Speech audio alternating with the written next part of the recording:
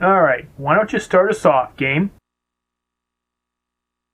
Okay, that didn't really help all that much. Let me take over. Controls are super simple. You shoot, and that's it. Game plays like Mad Dog McCree. Shoot bad guys before they shoot you. Don't shoot innocent people. Occasionally shoot the right inanimate object. Pretty standard stuff, right? Unlike other games, though, if you're shot, you shoot an innocent person, or you otherwise significantly fuck up, you have to restart from the beginning of the scene. Unlike Mad Dog McCree, you get a Thompson this time around. On most versions of the game, it fires fully automatic. On other versions, it's single shot. It does not need to be reloaded. However, it does have a limited amount of ammunition. If you run out, you won't be able to do anything if another bad guy pops out. You start the game with 400 bullets. You can obtain more from the gun store. You'll also be given more if you continue. On the DVD, you don't have to worry about any of this. You have unlimited ammo. You can't even go to the gun store. Unlike Mad Dog McCree, this game doesn't use lives. Instead, the game uses money. You start the game with $2,000. Sega CD version, you have $1,200 or $1,200 if that's how you roll. Maybe other versions are different. If you get injured as a result of any of your mistakes, trip to the doctors will cost you $400. You'd make a good sprinkler.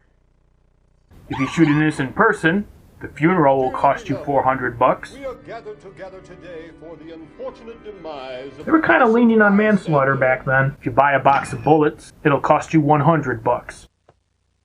You'll also earn $50 when you get each suspect's clue, on most versions, but not all.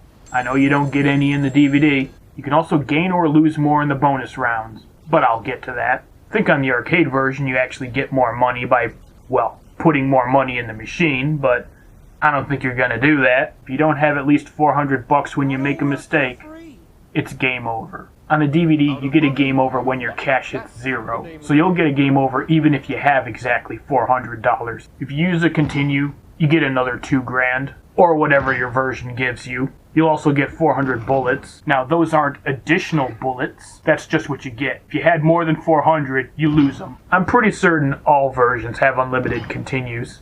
As you play the game, you can encounter bonus rounds. Most of the time, you'll get a call tipping you off. Sometimes you can just randomly stumble upon them, but this is rare, obviously. When that happens, you go straight to wherever she tells you. If you go anywhere else, you'll miss your chance. The objective of the bonus scenes are to shoot the lucky number that you're given at the start of the game. If you shoot your lucky number, you get $100. You can hit it multiple times. However, if you shoot a wrong number, you lose $50. On the DVD, you're only allowed to take one shot, so you can only hit it once. But you'll get $400 instead. You also won't lose anything if you hit the wrong number. This relates as much to my walkthrough as it does the game. Events occur in one of three ways. There's fixed, preset, and random. Events that are fixed have only one possible way they can play out. What this means for you is that every single time you play, you know exactly what will happen. Events that are preset have more than one way they can play out. The game will choose one option per playthrough. What this means for you is, you won't know what to expect the first time you go into a scene, but you'll know every time after that until you play the next game. If an event is random, there's more than one way it can play out. However, the game chooses every specific time it comes up. What this means for you is that you will never know what's going to happen. Well, there's no real power-ups and no unique enemies, so we'll just jump straight to this part. Let me explain the difference between the good guys and the bad guys. The bad guys have the guns. But seriously, random scenes are not truly random. The game will randomly choose an order in which enemies will appear, but it is an order nonetheless. The game cycles to every possible option before it repeats. Take, for example, this scene. There's only two possibilities. If this guy pops up first, you know the other guy is going to pop up second. You won't see the other guy again until he pops up. Once you've run through all the possibilities, a new set starts. The actual number of occurrences you will get depends on the scene, the difficulty, or even the version.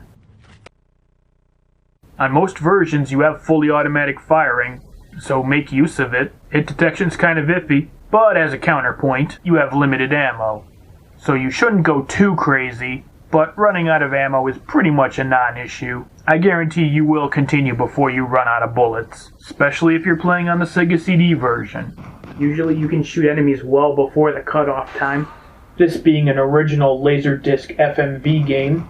Sometimes you can shoot at the space where a guy is going to appear and you can hit him early. If the game starts loading, you scored a hit. This is largely a pure version, so your mileage may vary. I don't know if any of the other versions have self-adjusting difficulty, but the Sega CD at least does. I don't know exactly how it works. It just simply works that if you're doing well for a certain amount of time, it goes up. I don't know if it's based on scenes or on points. From the beginning of the game, I completed 8 scenes and it jumped. Unfortunately, the inverse is not true. While the difficulty will increase, it will never decrease. You do not want the difficulty to increase. The game is hard enough already. Make sure to die and use a continue before then. Don't worry, you have unlimited continues. Unfortunately, this game has no cheats as far as I know, and it ain't gonna be easy, but I'll try to get you through it. Yeah, shut up.